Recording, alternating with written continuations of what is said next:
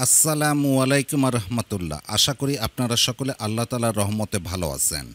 আজ আমি আলোচনা করব রাগ নিয়ন্ত্রণের আমল সম্পর্কে। তো চলুন আমরা জেনে নিই। অনেকে বড় ঘটনা ঘটলেও রাগ নিয়ন্ত্রণের চেষ্টা করে, আবার কেউ অল্পতেই রেগে গিয়ে বড় ধরনের দুর্ঘটনা ঘটিয়ে ফেলে। রাগ নিয়ন্ত্রণ করা খুবই কঠিন একটি বিষয়। রাসূলুল্লাহ সাল্লাল্লাহু আলাইহি ওয়াসাল্লাম রাগ নিয়ন্ত্রণ করার জন্য তার উম্মতের প্রতি জোর তাগিদ প্রদান করেছেন।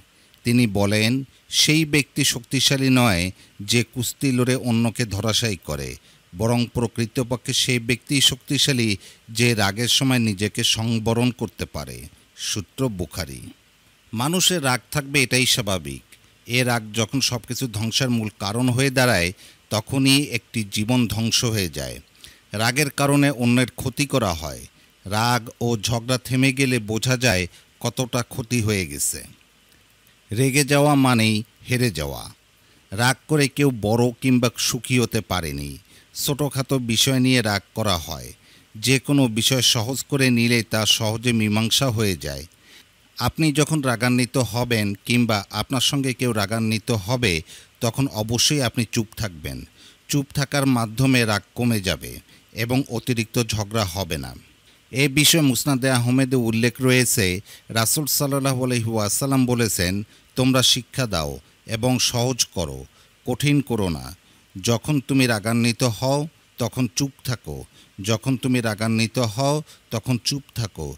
যখন তুমি রাগান্বিত হও তখন চুপ থাকো। রাগ মানুষকে ক্ষতি করে, সংসার সহ ধ্বংস করে একটি জীবন। রাগ শয়তানের পক্ষ থেকে আসে। তাই রাগান্বিত অবস্থায় শয়তানের পক্ষ থেকে আল্লাহর কাছে পানা চাইতে হবে।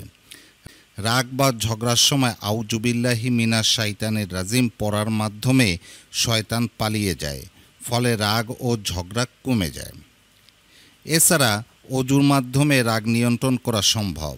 রাসূল সাল্লাল্লাহু আলাইহি ওয়াসাল্লাম বলেছেন, নিশ্চয়ই রাগ শয়তানের পক্ষ থেকে, আর শয়তান আগুনের তৈরি।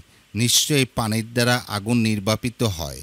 সুতরাং তোমাদের কেউ যখন রাগান্বিত হয় সে যেন অজু করে।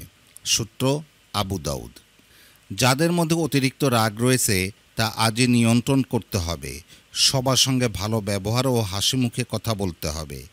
রাগ নিয়ন্ত্রণের জন্য অতিরিক্ত জিকির, দরুদ পাঠ, ইস্তেগফার, কোরআন তেলাওয়াত সহ নফল নামাজ আদায় করতে হবে। নামাজ শেষে রাগ নিয়ন্ত্রণের জন্য দোয়া করা। রাগ নিয়ন্ত্রণের জন্য উক্ত দোয়াটি পাঠ করা যেতে পারে, আল্লাহুম্মা ইন্নী আসআলুকাল আদলা ফিল গাদাফি ওয়ারিদা। অর্থ, হে আল্লাহ, আমি আপনার কাছে ক্রোধ ও সন্তুষ্টি উভয় অবস্থায় মধ্যম পন্থা কামনা করি।